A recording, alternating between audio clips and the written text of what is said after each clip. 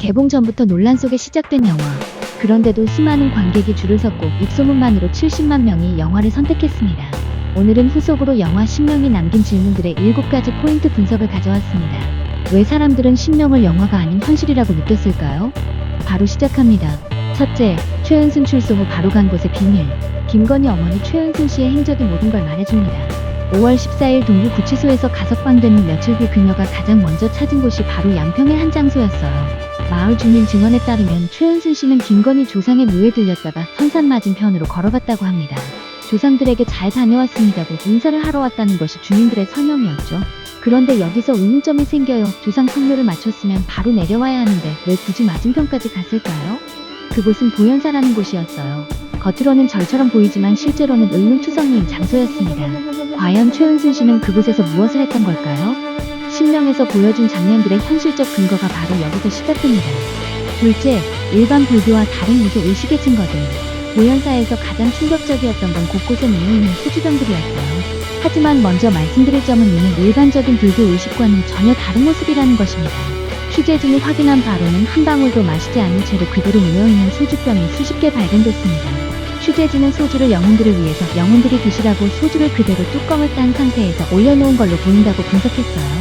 더욱 소름 돋는 건 건물 한쪽에 걸려있는 누군가의 옷가지였습니다. 여성용 겨울옷으로 보이는 옷이 왜 이런 곳에 걸려있는지 이해할 수 없었다고 해요. 무속에서는 망자의 물품을 의식 장소에 배치하는 경우가 있다고 하는데 취재진도 영화에서 보면 망자의 물품을 그 주변에 배치하는 경우도 있기 때문에 혹시 그런 게 아닌가 생각된다고 언급했습니다. 정통 불교에서는 이런 방식의 의식을 하지 않습니다. 셋째, 영화 대 현실.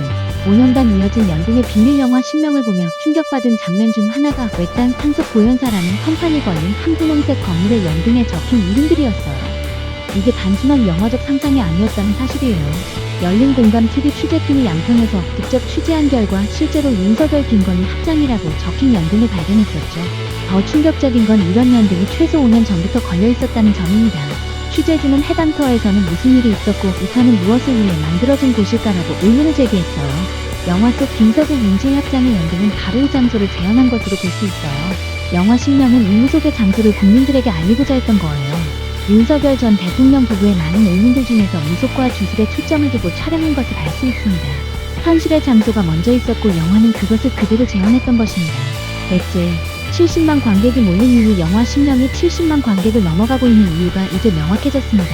단순한 영화가 아니라 현실을 그대로 보여준 작품이었기 때문이에요.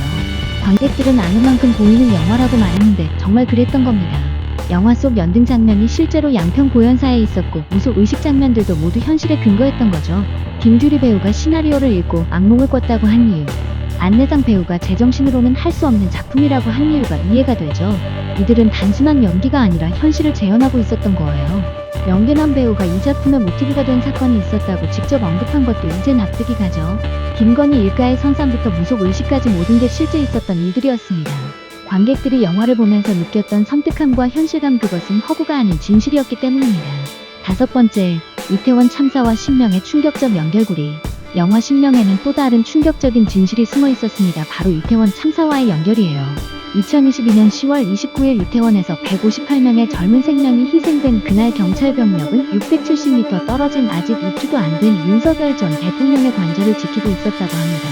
더 소름 돋는 건 참사 후 자칭 윤석열의 멘토이자 스승인 천공이 우리 아이들은 큰 질량으로 희생해야 된다고 말했다는 점이에요. 영화에서 등장하는 히토바시라를 기억하시나요? 거대한 건축물을 세울 때 살아있는 사람을 기둥처럼 묻어바치는 일본의 주술입니다.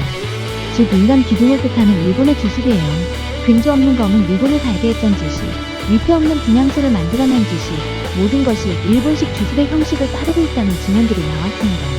158명의 젊은 생명이 혹시 주술의 대가였던 걸까요? 영화 신명은 이런 끔찍한 가능성을 제기하고 있는 것이죠.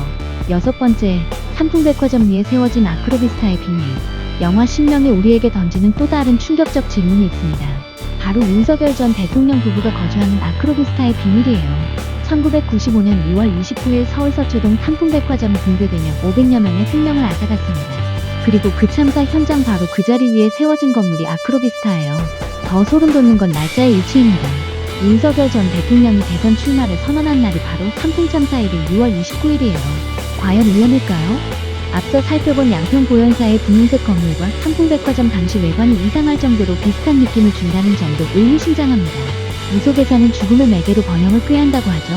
그렇다면 500명이 희생된 그 땅 위에 거주하며 권력을 누리는 현실은 더욱 섬뜩하게 다가옵니다. 영화 신명은 이런 섬뜩한 연결고리들을 통해 우리가 알지 못했던 진실을 제기하고 있습니다. 7번째, 용산 대통령실과 한남동 관저에 숨겨진 비밀. 영화 신명이 마지막으로 던지는 가장 충격적인 질문입니다. 왜 윤석열 전 대통령은 청와대 대신 용산과 한남동을 선택했을까요? 완공된 한남동 관저의 윤석열 전 대통령 부부는 바로 입주하지 않았어요. 8월에 공사가 끝났는데 석 달 후인 11월에 들어갔습니다.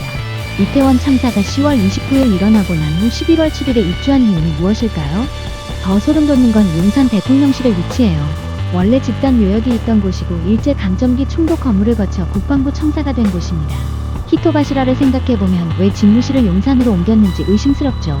일본 주술에서는 사람이 죽은 자리를 선호한다고 합니다. 죽은 자리에 권력의 중심을 두면 크게 번창한다는 믿음 때문이에요. 그리고 대선 후 정확히 1000일째 되는 날에 계엄령이 선포됐습니다. 이 모든 게 정말 우연일까요? 영화 신명은 우리에게 숨겨진 진실을 보여주고 있습니다.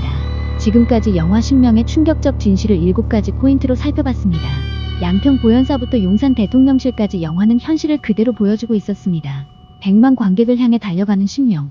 이제 그 이유를 아시겠죠?